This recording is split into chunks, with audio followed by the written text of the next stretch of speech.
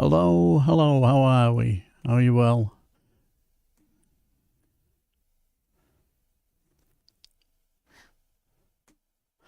Hello, hello, Suzanne DeWitt, are you well?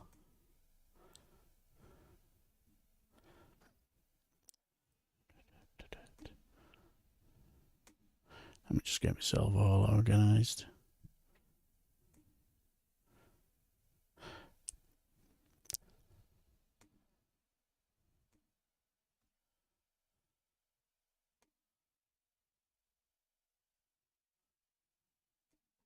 Let me get...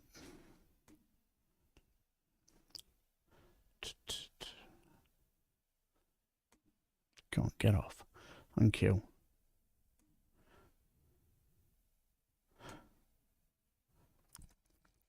Now then, I've just made a bit of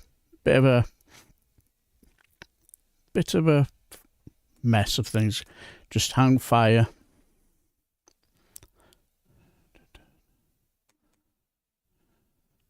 Just right. Let me get myself all organised again. It won't take me a minute. Made a bit of a mess of things. No, wrong one. What a tit. We'll get there in the end.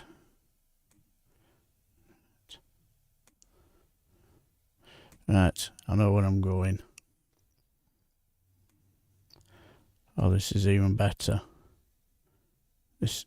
I'll be able to sort this out now. I know what I was doing. Give me a quick minute.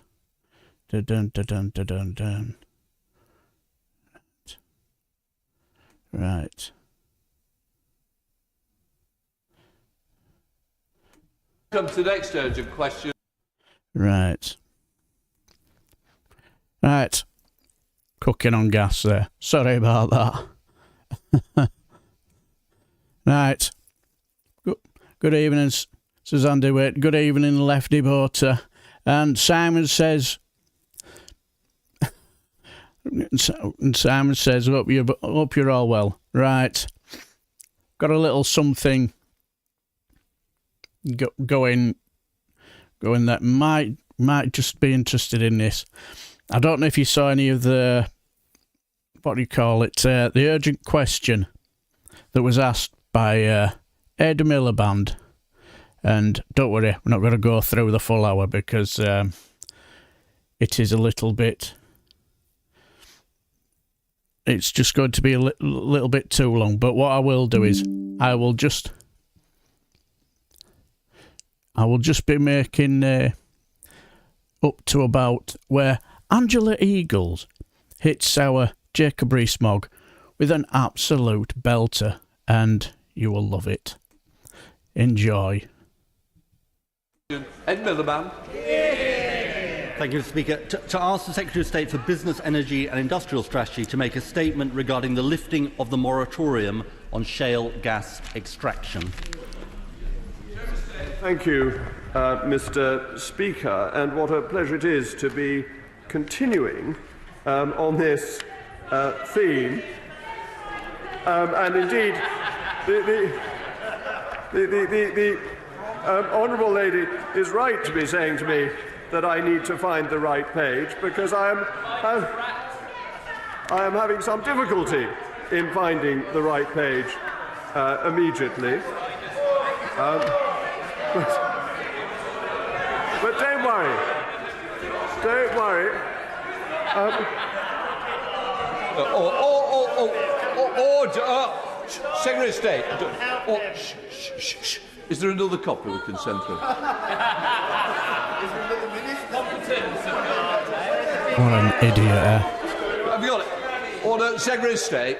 Mr. Speaker, I'm very grateful to the right honourable gentleman for bringing forward his urgent question, and I'm glad to be able to announce that the moratorium on extraction of shale gas is being lifted, and a statement has been laid before the House to do this. As I was setting out in the previous urgent question, it is important that we use all available sources of fuel within this country. It is more environmentally friendly to use our own sources of fuel rather than to extract them from other countries and transport them here at great cost, both financially and in terms of carbon.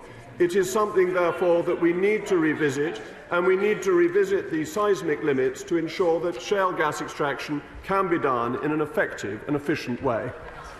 Mr. Speaker, this is obviously a case of the dog ate my homework, and it's hardly surprising. Let's start by taking his excuse for lifting the fracking ban, Mr. Speaker, that it will make a difference to the energy bills crisis. It won't, because gas is sold on the international market.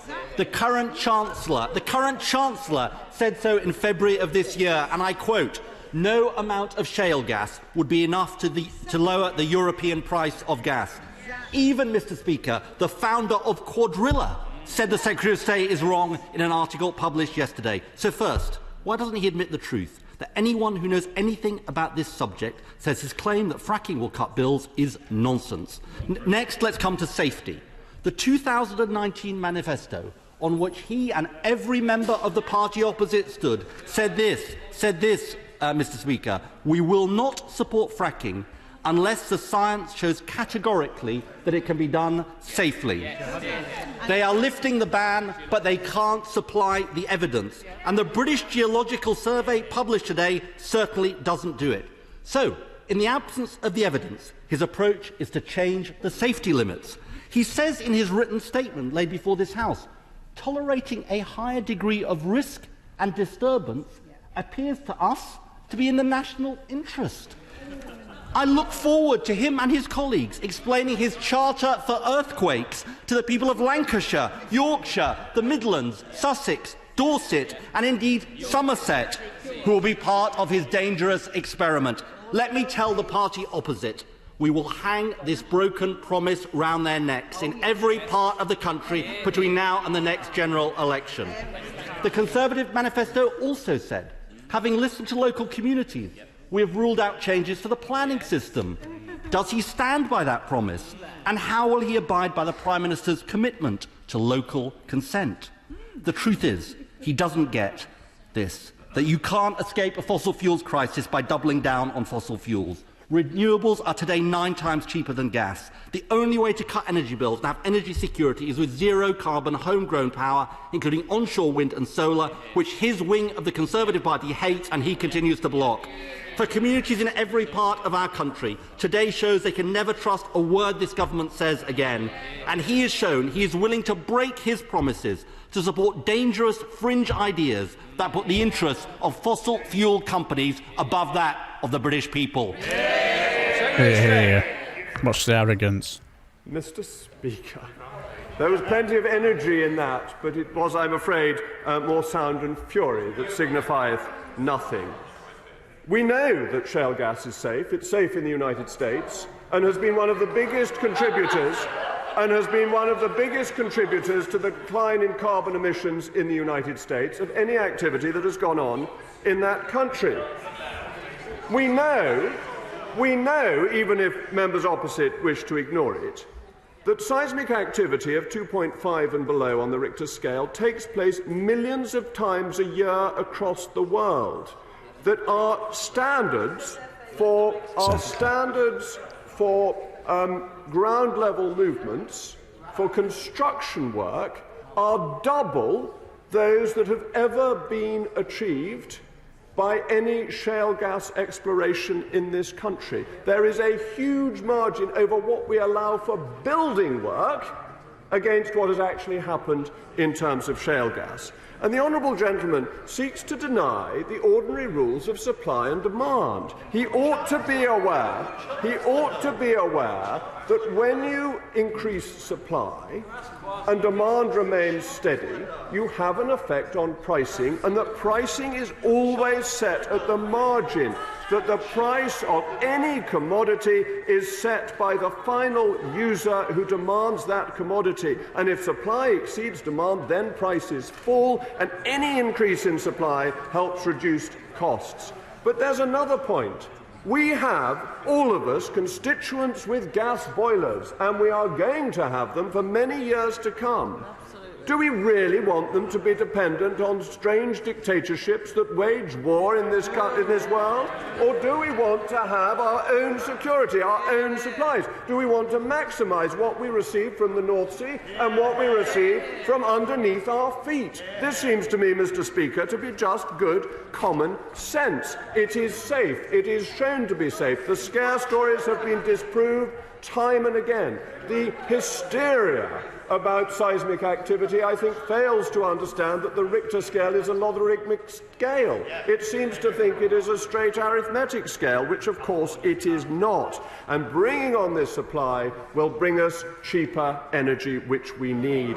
That will help our constituents. It secures our supply, which will ensure that our businesses can continue to operate whatever the weather. This is of such importance, and it is sheer Ludditry, Mr. Speaker, that opposes it. Yeah, the language, Luddites and all that. See, that's all he had was insults, and don't worry, I won't be doing this for the full hour. I've just said earlier, I'm just saying it again for the late arrivals who didn't hear me. I'm just going to go up to Angela Eagles, because then she hits in with an absolute belter, very funny, and then we'll go on to something else. But welcome, those who've arrived.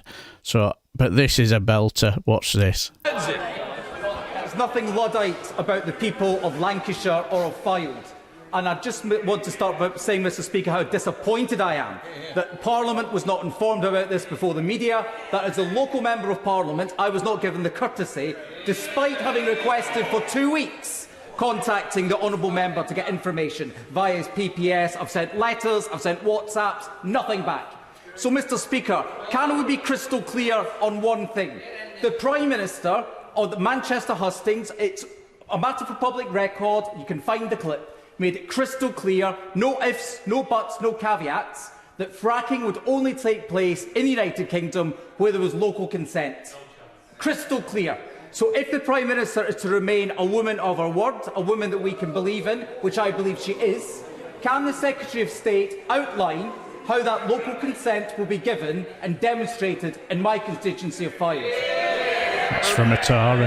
Mr. Speaker, the honourable gentleman would have heard my right honourable friend, the Prime Minister, in her speech on energy on the 8th of September, saying that we were lifting the moratorium on fracking. So I'm surprised that he feels he wasn't informed, because that has been announced. We obviously want to work with local communities, and it is really important that the companies who seek to extract shale gas come up with packages that make what they're proposing to do welcome to local communities. That is of fundamental importance and is what the Prime Minister has set out. Stephen Flynn, SNP spokesperson.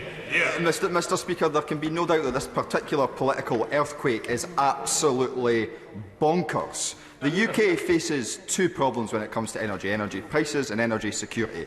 Let's be clear, when it comes to energy prices, producing shale gas will make absolutely no difference whatsoever.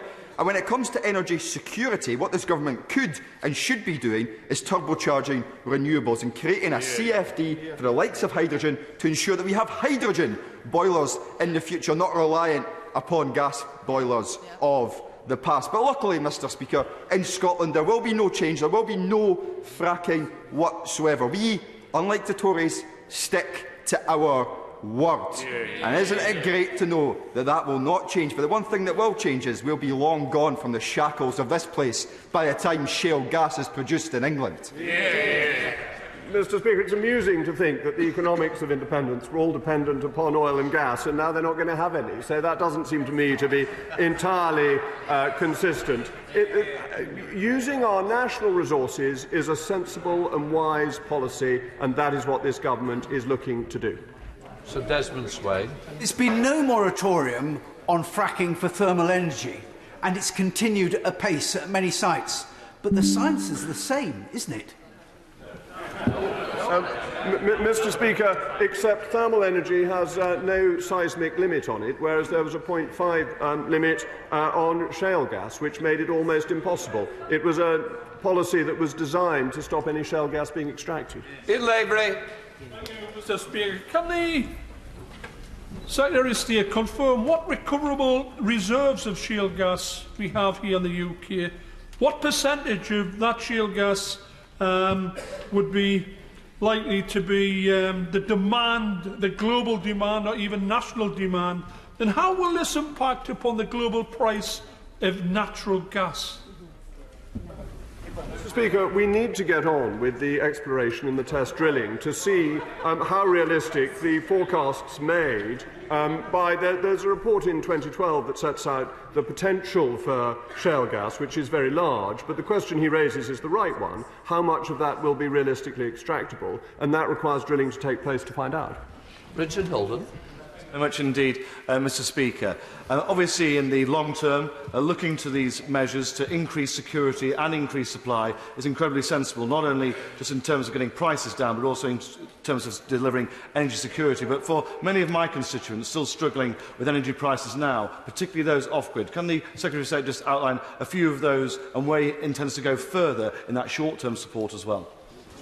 Mr. Speaker, I think that was the last urgent question that we discussed that, so I will ask the honourable gentleman to look at Hansard.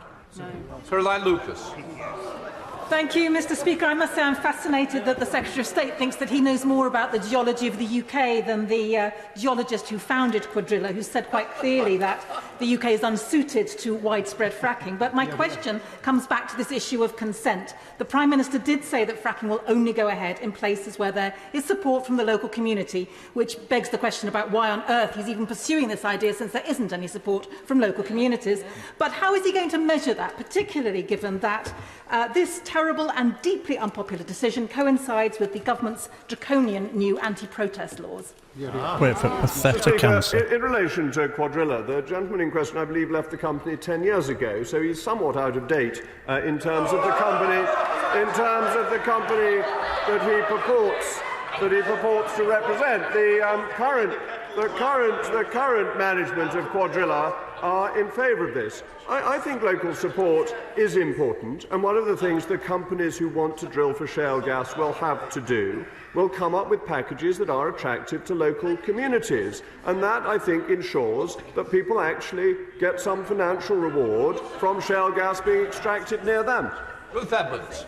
Thank you, Mr. Speaker. I'd like to press my right honourable friend further on this issue of how community support is going to be defined and measured, because I have many concerned constituents who want to know that they have a genuine route to rejecting fracking applications that don't have local support, and I'm still not clear what that would be.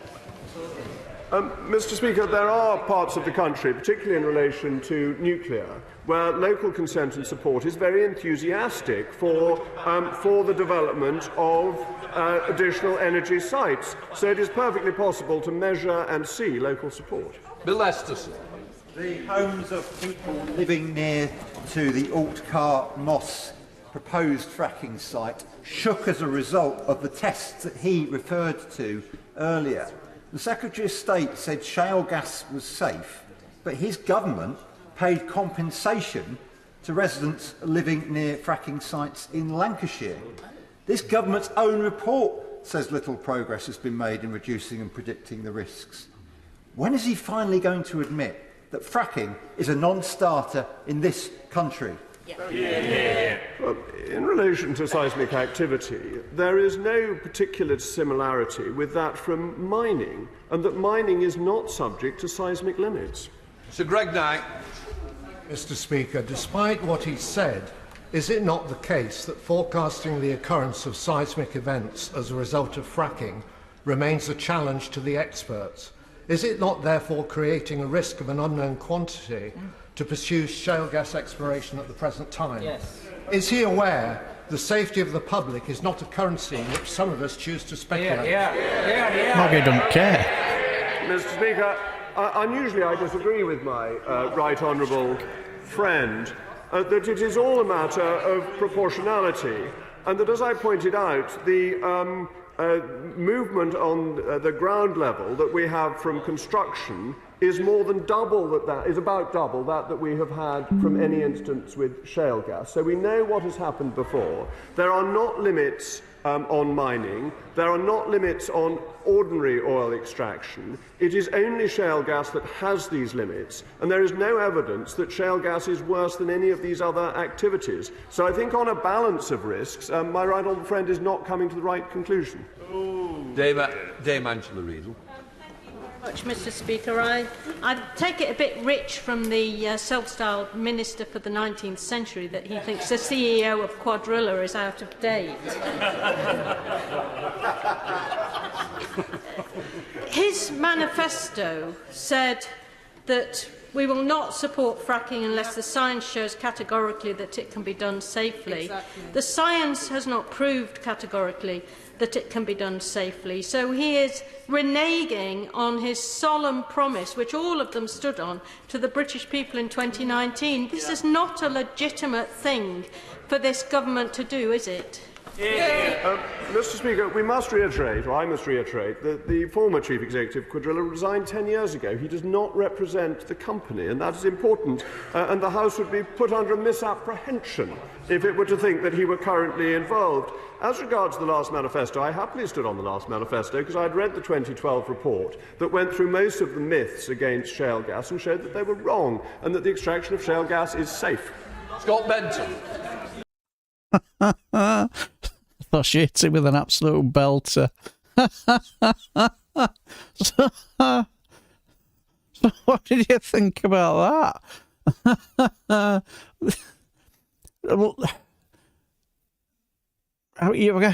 If I'm honest, he didn't answer any of the questions really. Yeah, good evening. Politics is now my entertainment. Yeah, it's just... But the guy is just... I'm sure I said something... posted he's not a Christian, he's a psychopath. And yeah, it totally is. Oh. Yeah. Oh, don't worry about it, Mad Monk 33. It's good to see how you're doing. If they don't fanny about wasting money, I mean, lining pockets of friends and family, things would be so much better for all. Well, yeah, but this is a party who just cares about donors, don't they? Yeah, the minister for telling absolute whoppers and half-truths.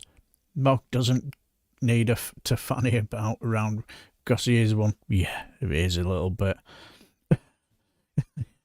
Don't forget to hit the like button. Yeah, somebody needs to keep reminding me because I'm a terrible shill. But yeah, I found that fascinating because you were getting it both barrels from both ends, weren't you?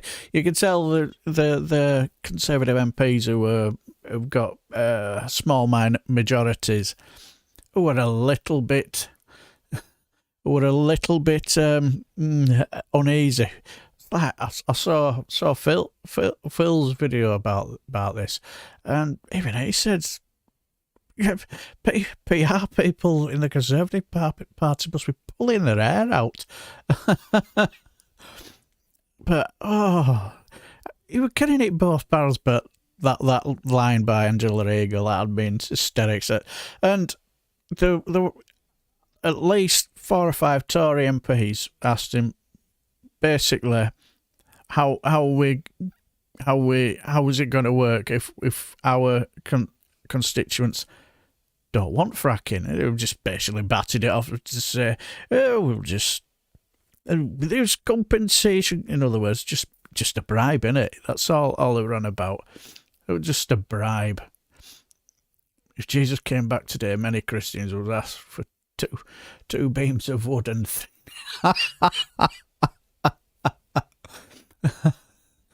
my grandniece in the USA was able to light the water from her tap after they started fracking in their area. Jesus Christ. Maybe Jacob Rees-Mogg thinks it would solve the sewage and water solution. Set your water on.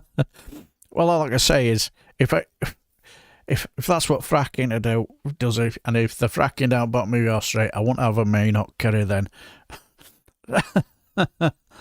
Good evening, A. Williams. Hope you're well. Great to see that Victorian Undertaker drowning in the guff of his nonsense. Big kudos to Alan General Eagle for hacking him off. Well, yeah, what kind of an answer is that? Well, he's not worked there for 10 years. What's that got to do with anything, you know? Does that mean he doesn't know anything about fracking and all that sort of stuff?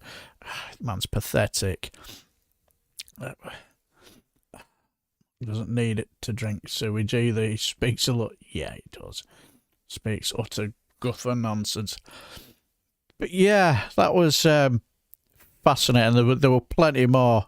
There was some. In one of them, one asked the zinger of a question.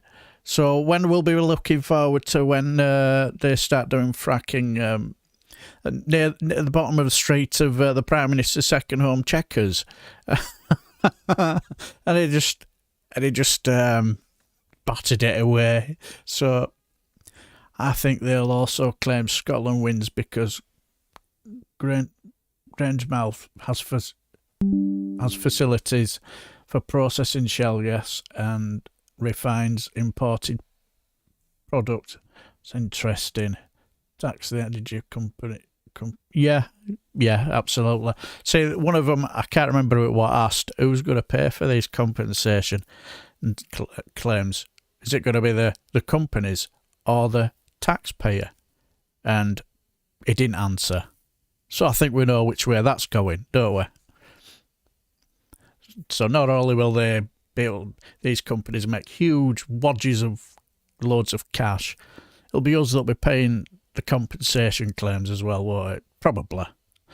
But what do you expect from an extreme Brexit Tory government?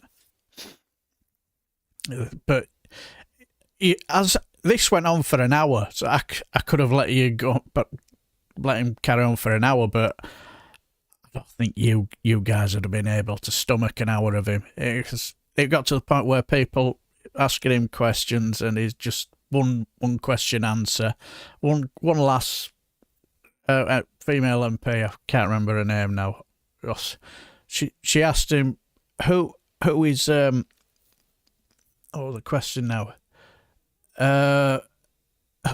Who is the reason for doing this fracking? Is it because is it down to some of your Tory donors that want this fracking? And he just waked up, jumped up, boulder dash. That's all she got from you. You think, so what a come? Yeah, exactly. A lot of people from both sides of the benches were saying a lot of my constituencies do not want fracking. Not even the frackies. I think it's just smokescreen, and they've got no plan to do it. Do you know what? I have a funny feeling that's coming and all. You know, I think. Do you get the feeling that maybe they're putting the feelers out, see what the public think, and if they feel they can get away with it, they'll do it. And if they don't, they'll say, we've listened to the people, and they don't want it. I've said it before. A tax on profits. Stop wasting money on BS consultations. You would be able to provide a UBI to all, maybe solve problems of malnutrition, freezing, grannies, etc. Well, yeah, I won't say no to a bit of UBI. You, sir, are a Luddite Burke. Yes, he is, isn't he? He's an absolute. See, look, you just reminded me. Do you remember a while ago when Keir Starmer called Boris Johnson a coward, and up jumped Michael Fabricant Wiggy. So take that back. How dare he say that? So then he had an absolute mare. He was just proper clutching his pearls. Well, this guy, the same guy, on here, was calling everybody on the opposite benches Luddites and stuff like that, and, talking out of his backside, and you're just thinking, I think you need to... what's the word I'm after? You need to practice what you preach.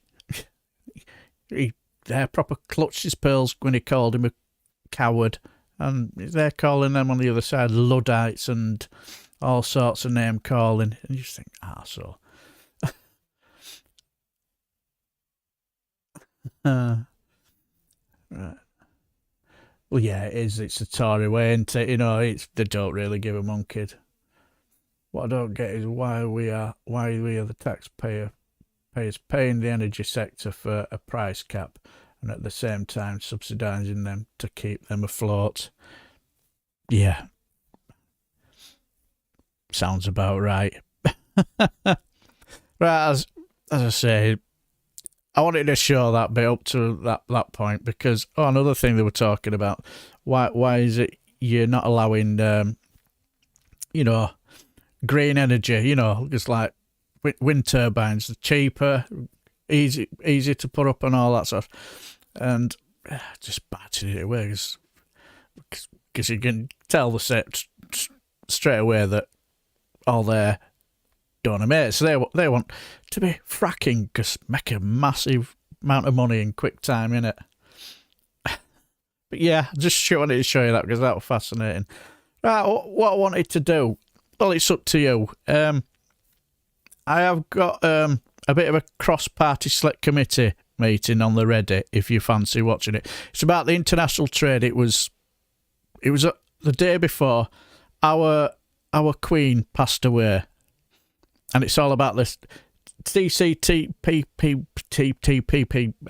It's got me lost. Would you like to watch that?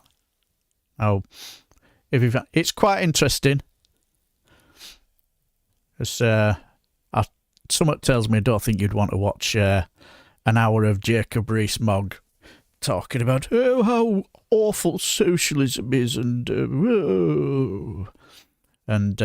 talking out of his arse. So, do you fancy watching that?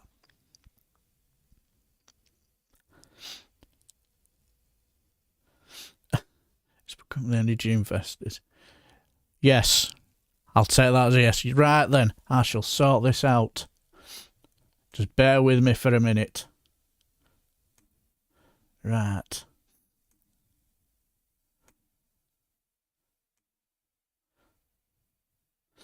Oops. Right, just bear with me.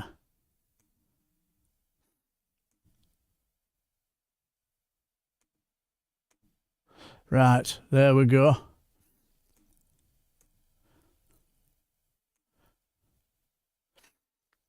Now, as I say, this was done the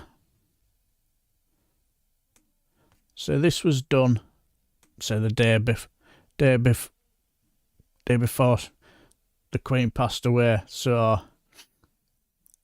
I ummed and ahed about what to do with this. So this is. I'll let it start from the beginning. Everybody will introduce themselves, so they'll know who. So you'll know who they are. But as you can guess, Angus Brendan McNeil is as entertaining as usual. So enjoy. And welcome to the International Trade Committee's evidence session today on the UK trade negotiations with CPTPP, which is, of course, as everybody knows, the Comprehensive and Progressive Trans-Pacific Partnership. This is the UK's accession to that. We have one panel this morning, 3 witnesses, and all 3 are online, very efficient. Thinking of carbon footprint, no doubt. And I'll let the 3 introduce themselves, starting with Professor Christopher Dent. Good morning, everyone. My name is Professor Christopher Dent, Professor of Economics and International Business at Edge Hill University, and also Specialist Advisor to the International Trade Select Committee. Great, good to see you. Thank you. Eduardo Pedroso. Hi, my name is Eduardo Pedrosa. I'm the Secretary General of the Pacific Economic Cooperation Council. And finally, our Assistant Professor for Multilateralism Studies. Please introduce yourself. I'm trying to learn to pronounce your name, so that's why I'm hesitating. Apologies. I'm Gelgamon or Karen Pitakam-Rongkit. I'm the assistant professor and head of the Center for Multilateralism Study at S. Rajaratnam School of International Study in Singapore. Good. Thank you all for being here this morning. It's much appreciated indeed. Just to kick off, if I turn to Professor Dent, the UK has left one trade bloc, the EU, and only now perhaps, or now seeking to join another CPTPP. By way of introduction, can you outline the key differences between the two? Yes, certainly. So when the UK was a member of the European Union, it was part of the by far the most sophisticated, integrated and developed regional economic community bloc or trade grouping in the world. I mean, nothing surpassed the EU, and still doesn't surpass the EU, or likely to surpass the EU in any foreseeable future. And with that, of course, it wasn't just a free trade agreement and customs union. We were very integrated into the single European market. So the way that we typically kind of calibrate the levels of regional economic integration is that you start off with a free trade area where you remove all the conventional trade barriers, at least, between the signatory parties. With a customs union, as you all know, you adopt a kind of a common trade policy of some kind, common tariffs. And then with a single market, you develop the integration to a whole kind of new level. The CPTPP is largely an FTA, at the first level of that integration. Now, whereas it is therefore not as sophisticated and integrated trade arrangement as the EU and being part of the EU is, it does cover a wide range of trade regulatory areas, as you know from looking at the contents of the CPTPP. The key question for me is who is setting the norms and the norms and practices of the actual trade agreement that is the CPTPP. Yeah. And even though the US has left it, what we're doing is essentially by leaving the EU and their set of kind of trade regulatory norms, we're aligning ourselves to a large regional arrangement where the US has had quite a significant regulatory imprint on it, shall we say. Okay, so when I'll say more about this later. When the UK was in the EU, or even now, in fact, with the TCA, if something is exported from the UK into France, it can then move freely around the bloc, the European Union bloc. If you were to export something to Canada, and just forget geography for the purpose of this, how easy then would it be to sort of recirculate stuff to another country? I know that Chile and Peru, or Mexico maybe, should say Mexico because it's in the, maybe not Mexico because it's in the NAFTA, but how easy would it be to move that to another country? And what's the paperwork like in comparison? I mean, we did have an EU with free and open access at one stage. With the talk of joining CPTP, sometimes in people's minds has you thinking that it's going to be the same experience as being the EU, that once you enter the market, it'll be paperless, you won't have much hassle. What will it be like if you're exporting into that? It's essentially the question. Yes, thank you. So it's not a single market. So my understanding is the circulation of goods, once you get them into that market to another place in that big regional market, it would not be the same as the EU. That's my understanding. It would also depend on what type of product we're talking about, and their rules of origin kick in. So, if you are, for example, a British company exporting steel to Canada, which is then made in the manufacture of say, an automobile or an industrial machine, then rules of origin kick in as to whether this product qualifies as being Canadian-made, even using British materials, to be exported to, say, Mexico or some other country. Now, my good friend Karen might be able to kind of offer some insights as well, I think, on this matter. Karen, is that something you could maybe offer something on as well? Yeah, I've seen one or two mention about the travelling and all. That's something that I can't get my head around.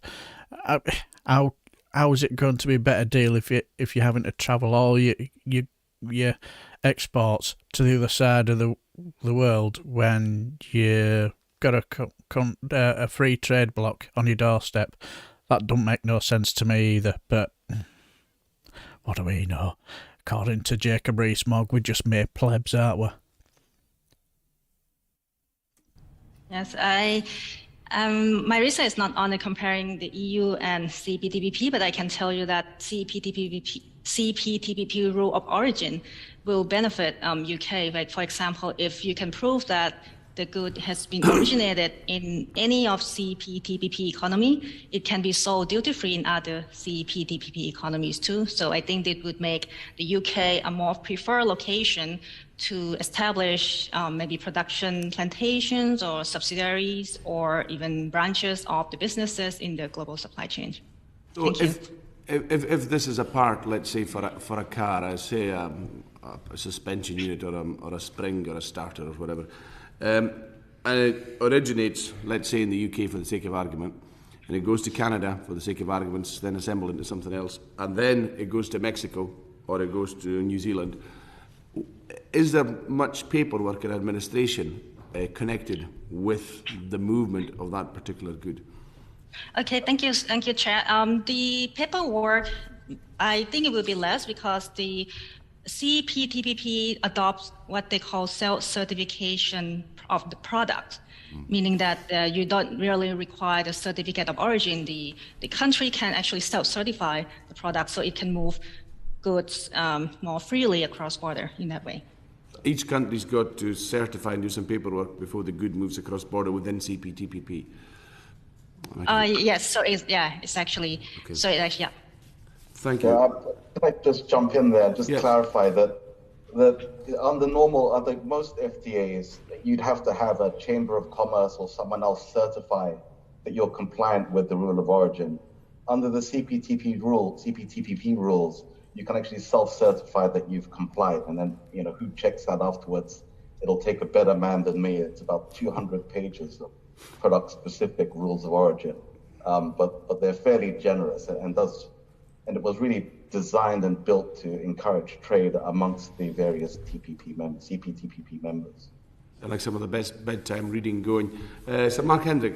Go for it. Thanks, Chair. My question's to Chris and to Karen. Just again, looking at a very broad comparison. Obviously, the EU was born from the coal and steel community in the sort of aftermath of the Second World War, and was very much about French and German cooperation, and they were the driving forces which obviously developed to widen in terms of the area covered and also to deepen in terms of integration. Can I ask both of you whether or not you feel that had there been similar reconciliation between China and Japan, for example, might have something similar have happened in Asia? But secondly, if that obviously wasn't the case, that didn't happen. Obviously, China wants to come in. The TPP, as was very much, I think, driven by an American stimulus. The Americans are out of it at the moment. Who do you see as the prime movers in developing the TPP? And do you think that deepening and integration might happen to some degree and it becomes more than just a free trade area? Karen, would you like to go first on this? Okay. I can. Yes, so I'll go first. Thank you. I'll take the China's entry into CPTPP part of the question. So first of all, I don't think China would enter CPTPP very soon because they had huge gaps between Chinese practices and what it needs to be committed when it joins CPTPP. Like, as you know, there are many areas such as this state-owned enterprises, SOEs, labor standard, environmental standard, IP protection services, etc. So I don't think China would be able to join. And if it does join later on, I don't think it can adjust the rules and standard and align CPTPP with its rules and regulation very much because we need consensus to amend the CPTPP agreement. Thank you. Thank you, Karen. I would just add that after the United States pulled out, and actually Eduardo might have a view on this as well, useful view. My understanding and observation was that Japan then was left as a kind of de facto leader of it, and it tried to resuscitate the TPP to become the CPTPP. because it already invested quite a lot in terms of its domestic political economy in getting the TPP done. There was a lot of work done by Japan to get that agreement secured. Reforms in agriculture. So at the moment, you do have other middle powers, like Canada and Australia and Mexico there. When the UK join, or if it joins, it will be almost like it could end up being possibly like a Franco-German alliance that has driven the EU integration process over time. But I don't think it would be as well-defined or as developed as that kind of alliance that you can compare that the EU has had to drive forward the integration process. Because, first of all, culturally speaking, the UK is not Asian and not in the Asia-Pacific geographically. That actually does matter, I think, to some extent. We can talk about culture and values and political economies. Our way of doing things is different to many ways that Asian countries do things. You've got Australia as well in there, which has for some time actually been a co-leader with Japan on particular areas of development within the regional community building process in Asia and the Asia Pacific. So, for example, APEC began as a Japan-Australia kind of initiative. I mean, it's a really interesting question you raise about China and Japan. I think ideologically, communist China, kind of democratic Japan, it's difficult to see them becoming partners unless there's some kind of domestic political regime change, in my view. I think they're both, capitalist countries, though, nevertheless. Yes, they are. That's right. And they do actually, at the micro business level, they have a lot in common. Someone wrote an article about Japan and China being connected by mutually assured production. That is, both economies rely on each other's industries to prosper and develop. I mean, Eduardo, you probably have quite a useful view on this, don't you? Because you have a big strategic overview of things in the region. Thanks. Well, let me pick up on the China-Japan angle and make the point that while China isn't in the CPTPP yet, China and Japan are part of another very large trade agreement in the Regional Comprehensive Economic Partnership. And through these agreements, there is an element of sort of getting to know you and sort of alignment in trade practices. So that's one part of the equation. And as to your question on who's driving this agreement, I would step back a little bit in the deep history of the CPTPP and its origins. So this was really announced by Chile, Singapore, and New Zealand, and then Brunei way back in 2002. So 20 years ago on the sidelines of the APEC summit. And part of the rationale for that was that APEC had these goals of achieving free and open trade in the Asia Pacific by 2020. But this was all to be achieved by what's called concerted unilateralism, everyone doing it themselves. So the TPP, or the TCEP, or P4 as it was called back then, was an instrument to try and get progress towards the Bogor goals. Now, all that's evolved tremendously since 2002. But I think you can see that it's really the like-minded, very open economies that are really trying to drive trade integration in the Asia Pacific. And a big element of this, going back to the first question, is really the explicit aim of maintaining open markets and creating new opportunities, and to a large extent trying to set norms and rules on areas of trade where we don't have rules yet because of the impasse in the WTO. Okay, just to follow very quickly, what about my question about integration? Do you not see any moves towards harmonisation of certain standards, or the sorts of mechanisms we've seen to try and smooth out the bumps in the single market in the European Union as when we were members? Karen, would you be best? Sorry to suggest other people. No, it's helpful. Yeah, I think, Karen, you may be best positioned knowing your work on this. I don't I'm sorry, can I get the question again? Yeah, I was asking about I mean, we've talked about the widening, adding countries to CPTPP, but just to draw an analogy with the EU, there was also the deepening, the wish to have harmonisation of consumer standards, environmental standards. Do we see progress in that area developing?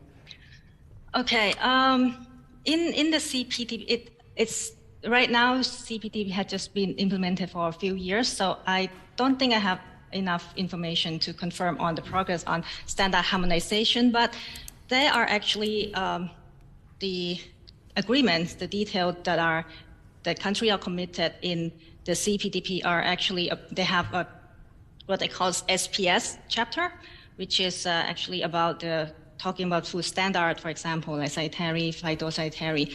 This one, it seems to me that maybe the details inside CPTPP is not well aligned with the UK's regulation now, because I understand that you adopt the what they call precautionary approach to food safety, while the CPTPP members agree to adopt the scientific-based approach.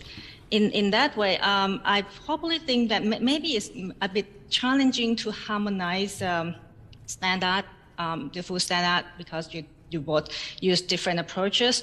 But I would think going forward, in terms of entering CPTPP, UK can make your point clear, make your position clear, and put it in the side letters about that you want to use the precautionary approach, and I think that would be the way forward.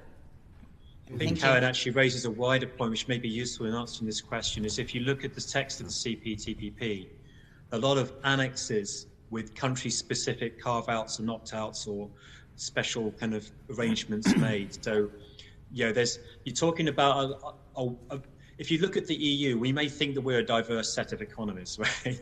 But if you look at the CPTPP, it takes it to another level, the level of diversity, or not just in terms of kind of regulatory approach, but development level as well. So I think that this is why the CPTPP is such an achievement, because you are putting together a very diverse set of economies to try to harmonize, start to harmonize these kind of things, as we discussed. Thank you. What I find fascinating about this is it seems quite clear. I don't really think they know what they're doing when it comes to wanting to join this place, CTTP. If I said it wrong, I do apologise. Because it seems bonkers to me to think that these people are just going to allow us to just waddle in and just make up our own rules. It seems clear to me we're going to have to follow their rules. So why are we doing this when main point of leaving the European Union was because we are shackled to the rules and regulations of the... Well, are we going to be shackled to the rules and regulations of the CTTP? Or am I missing something? That covers our first point. And now, to pick up the pace, we've got the great Sir Mark Garnier, or the best Sir Mark Garnier. Sir Mark Garnier. It's only a matter of time. Thank you, Chairman. And perhaps before I start, perhaps if I could draw the committee and witnesses' attention to the fact that I'm the Prime Minister's trade envoy to Myanmar, Thailand and Brunei, and so obviously that's relevant to these questions.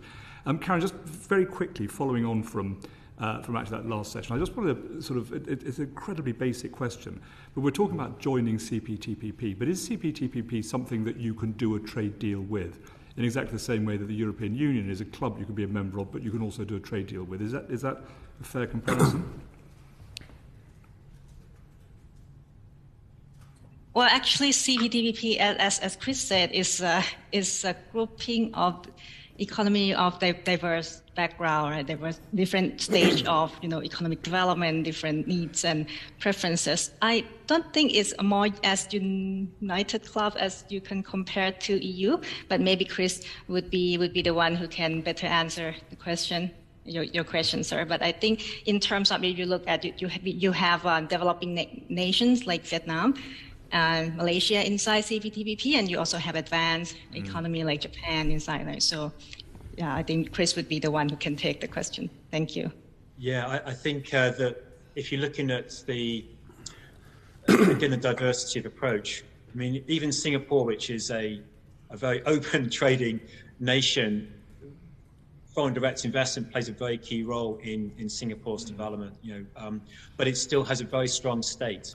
But it's sort of slightly, let's say, actually, I don't want to get too distracted on this, but it's just... Yes, sorry. So CPTPP is, you've joined it as a club, but you can't necessarily do it as you can't have a trade deal with the CPTPP organisation. Is that right? Eduardo, you're nodding. Oh, I see what you mean. Yeah.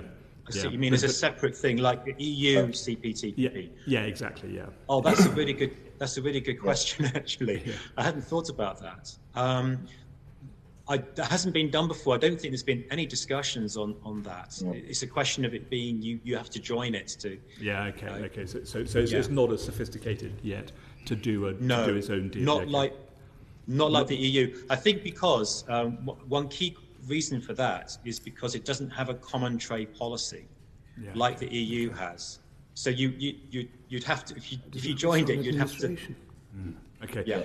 That's really helpful. I mean, actually, the question I did want to ask actually was we're joining another sort of slightly looser, substantially looser club, with the idea that we're going to do a lot more trade with it. I mean, Chris, you know that one of the main characteristics with doing trade is you tend to do trade with your near neighbours first, and the people who are culturally very similar to you. I mean, the one thing that's remarkable, and obviously you've got, within CPTPP, you've got Canada and Chile and Peru and Mexico and Australia and Japan. But Asia-Pacific is... My thoughts exactly, Duke Vengeance. My thoughts exactly. Is a long way away. And in many cases, the culture is quite diverse from us.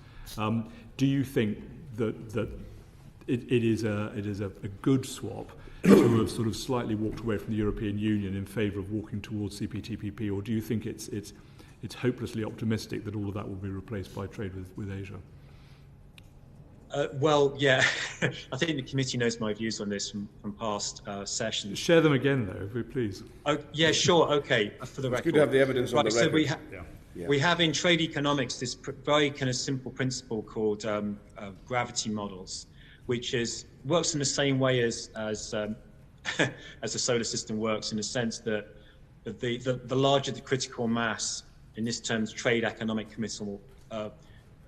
critical mass you have, the stronger the gravitational pull of your market, or your economy. So, the US has a great trade gravity, but that gravitational pull is also, of course, strongest the closer you are to it. So if you're orbiting very close to the EU, like the UK is, where we have 45 to 50% of our trade, that will continue because the critical economic mass of the EU will continue. So, we do. I think at one point we were trading more with Belgium than we were with China. It's distance, geography does actually matter. I would say, though, to kind of counterbalance that, is that British multinationals, British companies have been embedded in East Asia and the Asia Pacific, of course, for some considerable time. So it depends when you're looking at the kind of the relationship between the UK and the Asia Pacific. What we are talking about in terms of whether it's trade or foreign direct investment. Of course, the two are linked, but that's a really key point. I mean, it's a dynamic market, of course. It's fast growing. It does have large economies. It does exert its own gravitational pull, but there's no way that in the foreseeable decades it will replace the European Union as the most important trade partner for the UK. Okay, thank you. That's very helpful. Thank you indeed. Moving to Mr. Mike Wood. Mike Wood. Thank you, Chair. So obviously CPTPP is relatively new and recent partnership, but there has been some discussion about how the nature of the relationship might evolve, with it being a living agreement which can be revised in order to address changing and evolving trade challenges, or perhaps increased membership. Do you have any sense as to how easily CPTPP members might be able to amend the agreement if necessary? Perhaps Eduardo. Who would like to take that? Eduardo, would you like to take that? Thanks. It's a great question, and Let me answer it this way. There's a very, very long tradition in Asia, and specifically ASEAN, of progressive liberalization. So if we start with ASEAN, the first ASEAN free trade area really covered a very limited number of goods.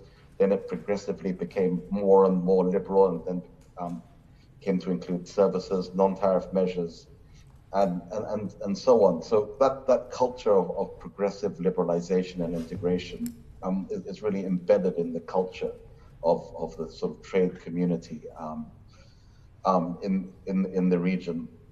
As for how easy it would be to sort of expand the coverage, it's really going to depend on how beneficial the members see that expansive coverage. So we already have a chapter on labor, we have a chapter on the environment. These are going to be challenging for developing economies. If they see that these are beneficial for their own growth, then I think it will become much, much easier. If they see these as punitive and ways to put it in more barriers to trade, it'll become very hard, especially as the conversation about enlarging the CPTPP moves along. But would you see that evolution as being really a one-way track, almost a ratchet effect, where the scope may broaden and deepen, but there wouldn't really be prospects for opt-outside letters for those for would-be members to, if you like, pick and choose which aspects they want to be part of? I do see a ratchet effect going on. We see that very much, I think, in regional trade agreements. They have progressively become deeper and wider as time has evolved, because they see the benefits of trade. As we move into what is, I don't think anyone would disagree, a very complex geoeconomic and geopolitical environment. These things may become tougher, and that's why I emphasize the need for economies to see the benefits of that kind of approach. I wanted to butt in when that guy was talking about gravity, and it just reminded me. Remember is it the guy from the Peterson Institute of Economics, Adam Posen, who talked about this a couple of years ago? And you just think, well, isn't it obvious? And like he's gone over it again, and it just, you get the feeling there'll be one or two in there, conservatives who extremists will just go straight over their head, because it's rule Britannia waves the rules nonsense. Morons, aren't they? Thank you. Do you want to go in very briefly, Andrew? Yes, I do. If I can, actually, because what I'm interested in is that currently CPTPP works on the basis of a consensus-based model. How long does that last if you have considerably more members joining with it? And one of the biggest criticisms that I've seen in terms of the WTO is the inability for its dispute settlement mechanism to work. So how would that function within CPTPP as, again, more members and members from other geographical regions join? And just one last bit, if I can, which is there have been mutterings recently from a few EU commissioners that the EU might look to join this club. What does that do in terms of us being members of the same club in Europe for the UK in that position? Brexit would then be what? I'm sorry. There's a lot in there, so I'm throwing it into the pit. I was kind of regretting letting you in. Sorry, but do you want, Eduardo? Can I start with you on the consensus-based stuff in response to your? It turns out you're delaying yourself, so it's okay. Yes. Well, I mean, there is very, very little culture in the region of actually using regional dispute settlement mechanisms within FTAs. I mean, if we look at, say, intra-ASEAN trade disputes, they haven't used the ASEAN dispute settlement mechanism. They've gone to the WTO. So that's one point that I think needs to be clear, and I think Japan's very similar as well. So there's always been a sort of a preference for using multilateral systems. I don't know why. It could be cultural. It could be because there's a very, very well-established WTO dispute settlement mechanism. But it's also because these FTAs are there really to create trade and to create long-lasting relationships between these economies. And if you're using the FTA dispute mechanism, there might be a fear that you'll sort of do damage to that trading relationship. So it's difficult to speculate, given how early we are. Now, that's very different in the Americas, where the NAFTA dispute settlement or USMCA is used more. I think Mercosur and the Andean community, they use it more. Maybe this is very particularly an ASEAN or Asian thing. I couldn't say. How will this evolve with enlargement and consensus with enlargement? That's always the question. APEC's group of 21 economies, very, very diverse, but they've managed to move on not too badly over the past 30 plus years. But again, context is king, and the geoeconomics and geopolitics does matter. Karen, do you want to come in on any of that? Yes. Sorry to the committee because my signal dropped. I didn't hear the earlier question. I could hear you very well, your question, sir. The consensus decision making, yes, now it's based on the consensus to adjust CPTPP and make it a living agreement.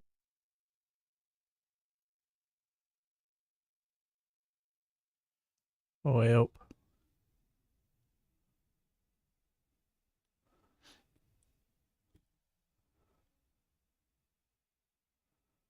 I've no idea what's happened there.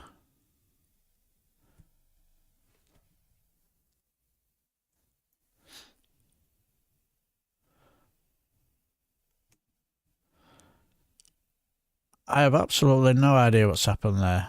But anyway. But like I say, Juvens, see the CPTPP. Yeah. Yeah. I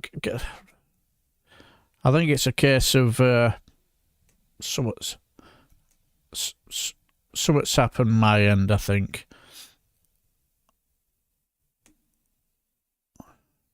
I don't know what's happened there, but I'm trying to move it a little bit forward.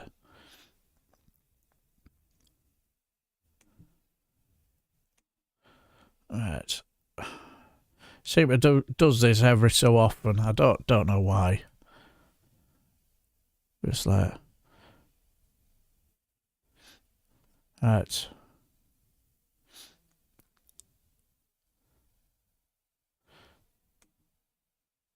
Don't know what's happened here.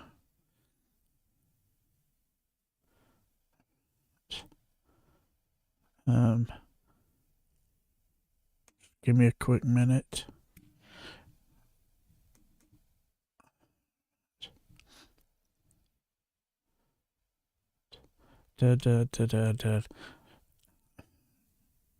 Just give me I don't know why it's done that, but just give me a quick minute. What a pain.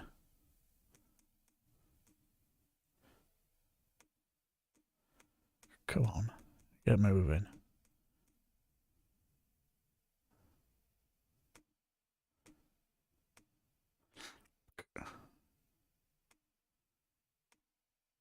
Trade officials from CPTPP economy because, as you know, they are overworked already, right? They not only handle CPTPP agreement, but they also handle other FTA as well. So they don't have time and dedication to do that. So that's one thing Secretariat CPTPP doesn't have yet. The second element, which is important to have in order to change any terms inside the text, is the protocol for amendment, right? If you think about that technically, if you think about that, you have to think about whether all changes are subject to re-ratification, right? Does it need to pass the parliament again? If not, then you can maybe make it into two categories, maybe minor change without re-ratification and major change of text with required to go through the parliamentary process again, right? And then if that's the case, then you face another series of questions. Minor change, what does it mean by minor change, and what does it mean by major change, and what's the line between them, right? For example, let's say minor change would mean maybe 1% change in the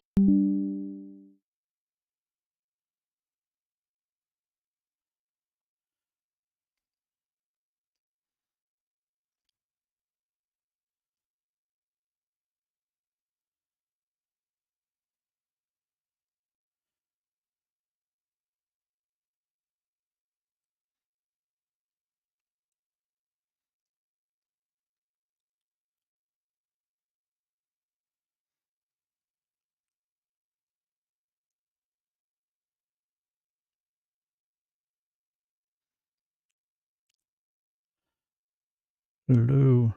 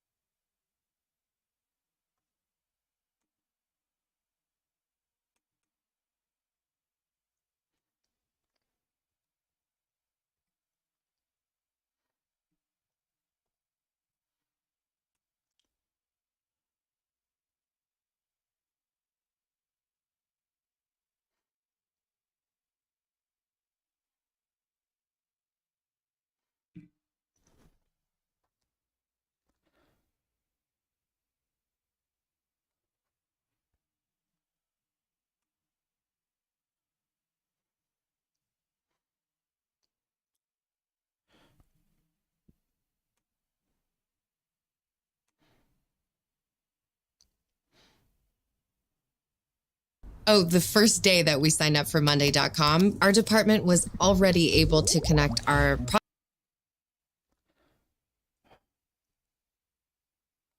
Oh, thank God for that. Thank God for that. Seemed to be... Oh, are we back? Are we back? Are we back? Right. We'll try and...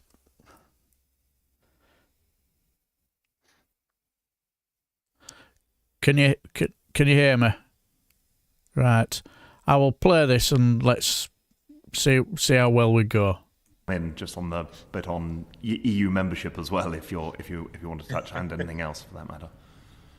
Well, that was a very interesting idea. I'd like to see more about what the EU's intentions and strategy would be on that. It would be a very, very complicated negotiation process. I think Eduardo and Karen have covered the main substantive issues very well, actually, so nothing more to add from me. Well, in which case, thank you very much. Can I just move this away a little bit, because there are other regional groups, and RCEP being one, ASEAN being another, and the IPEF, and I'm quite interested in how they all are going to relate to CPTPP. And obviously China's, we've touched on China already, China's membership of RCEP seems to be, quite pronounced, and it's leading it in an interesting fashion. So if it's all right, I'll go to you, Karen, please, to make a comment on that, because I've written a small report on CPTPP with the Centre for Policy Studies, and I was trying to figure out whether or not RCEP was a sort of a competitor or a challenger to CPTPP. So I'd be interested in your thoughts. No, in terms of challenges, I don't think we see it that way. Especially those countries in this region, we see CPTPP and RCEP as complementaries, and there have been talks about using these two initiatives as a building block to create FTAAP under APEC, which Eduardo would know more about that than me. But as you know, CPTPP has more advanced. They have chapters that are more advanced than RCEP. CPTPP has chapter on labor standard, has chapter on environmental standard, which RCEP does not. But even though what regional economy are seeing these two initiatives, they're seeing as complementary, and some countries, such as Singapore and Malaysia, are in both. So the rationale behind the choice to be in both initiatives is that they want to provide a lot of options for their businesses. Right? If their businesses would like to use any terms in RCEP that they think will benefit them, they can use that because we have that available. If they want to use some terms in CPTPP, they can also use that as well. In terms of IPEF, I don't think I have more updated information to tell you much about this, because there will be there was a meeting, IPEF meeting in late July, but there's little new coverage coming out of it. And the next IPEF meeting will be on 8 to 9 September, and they will be meeting in Washington. So I think after the meeting, we should know about the direction.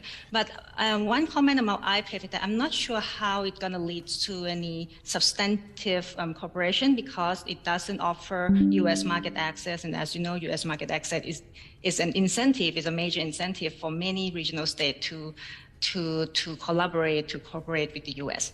Thank you. I mean, I don't know if this is fair to say, and I'm certainly not trying to put words in your mouth. Is RCEP just a holding group for China? And is that the benefit of people being members of? Because that's where the majority of trade is going. If I use your gravitational model suggestion that actually China being the biggest, presumably now the biggest economy in the world, RCEP is useful to have them in without having to address all the controversial issues of human rights, labour standards, anything else for that matter. No, I don't think regional states seeing that way. The regional states see RCEP as actually it's an ASEAN-led process. So if you look into the document, there's actually one document called Guiding Principle for Negotiating RCEP, and it say clearly that RCEP is going to be an ASEAN-led initiative. It's going to uphold ASEAN centrality. ASEAN will have role in driving this cooperation, etc. So it's not RCEP is not the bloc that China dominate, or China-led bloc that some people think. Okay, thank you very much. Back to you, Chair. Thank you. Just on that, before I move to Mark Garnier, I noticed that the CPTP countries, except the Eastern Pacific countries of Canada, Chile,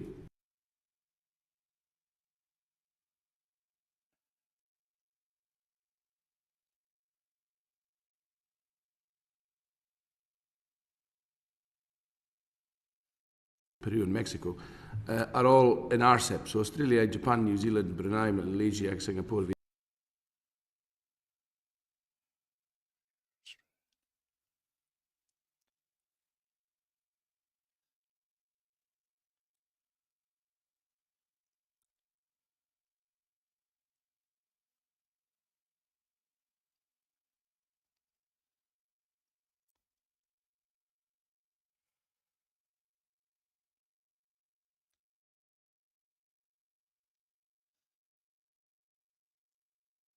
Very good.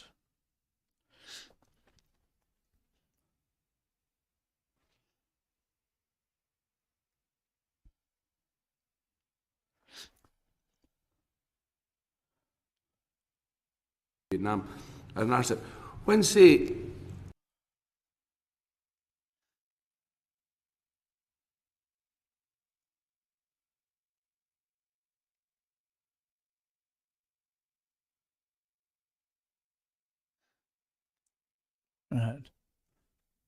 Japan is trading with Australia or Vietnam, would Japanese companies prefer to do this under the banner and the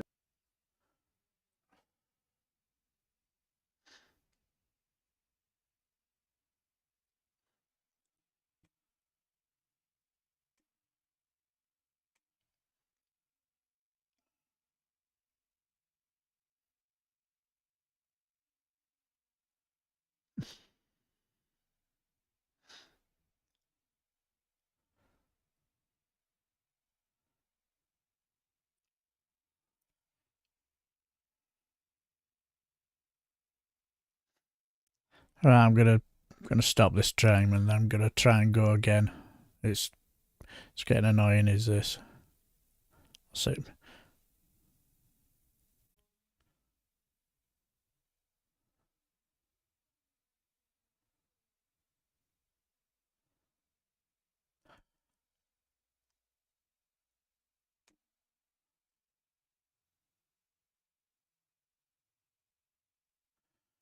Can you hear me?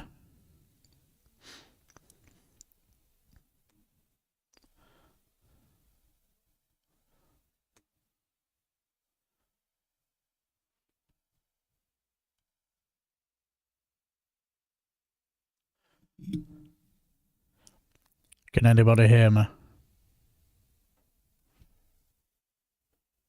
Thank God for that. Right. Let's start again. Sorry, this has become a bit of a pain. Rules of RCEP or CPTPP. Would somebody venture an opinion on that? I know I'm probably asking a granular issue, but which is more advantageous for companies in different countries and what they might opt for.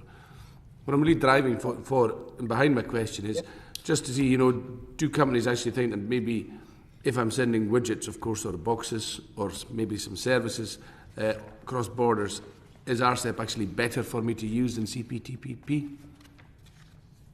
It really depends on the specific product, because the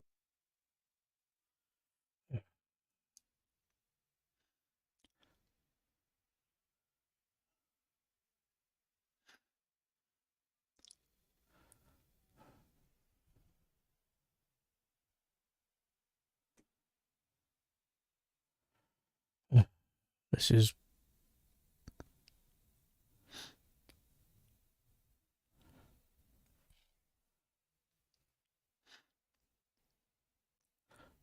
rules of origin are product specific, and where you're getting. It's just not working, is it? It's just getting a bit frustrating now. Just keeps...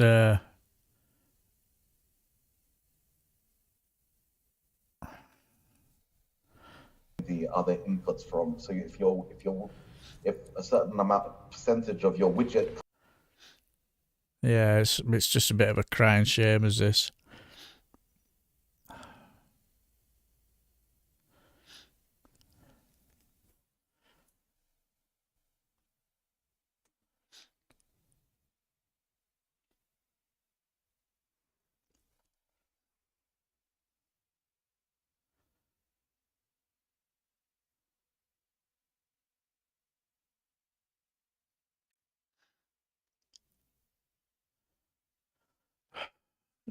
This is just getting a bit frustrating now.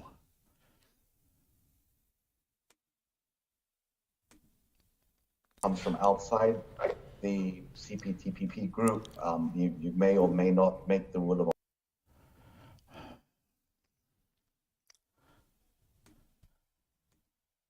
It's just a bit of a crying shame, is this, because it was just getting a bit interesting. Right. I don't think this is going to work tonight, so I think what we'll do is we'll just call it a draw here. Sorry about that. So I'll leave the strip. Maybe we can finish it off tomorrow, eh? What do you reckon? I'll finish the rest of it off tomorrow. Watch the rest of it if you want, and then we'll call it, because it's just not having it tonight, is it? One of them days. We live and learn, don't we? So I'll just leave the stream here, and until the next time, I'll just bid you farewell and just take care. I'm sorry about that.